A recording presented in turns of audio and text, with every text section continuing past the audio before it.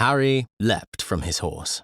George was slower to move. Harry grabbed him by the arm and dragged him towards an outcrop of rocks. He heard something zip through the air close to his face and kick up the dust in front of him. He threw himself behind a boulder, pushed George's head down when he tried to peer over the top to see who was firing at them. Snipers loved the curious. "This is unacceptable," Harry said. "What?" "I did not agree to getting shot at. It's not part of our contract. We should have stayed back there with the vizier.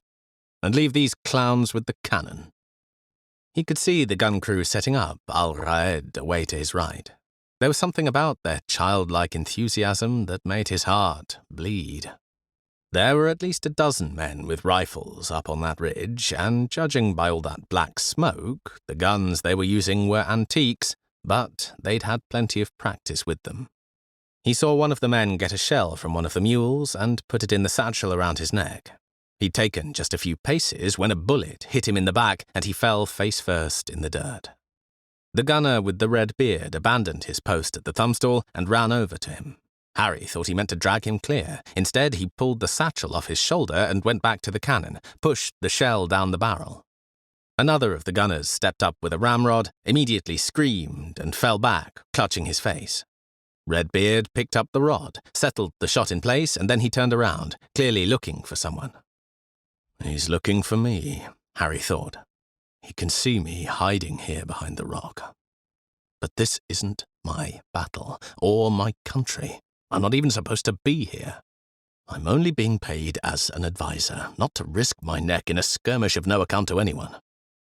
He heard George shout, "Harry, no!" He was already up and running towards Redbeard and the cannon. 10 strides and he was there.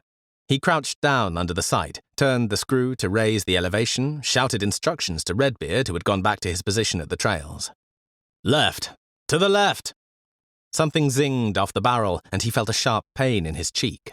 Ignored it. He turned to the man at the lanyard, was surprised to see him still standing there, bolt upright, as if they were on the training ground. Harry scrambled clear. "Fire!" The concussion sent the cannon jumping back on its wheels. Harry looked up at the ridge. There was a flowering of dirt and smoke, and half the mountain tumbled down into the valley in a landslide of stones and earth. At least half a dozen bodies went with it. The firing stopped.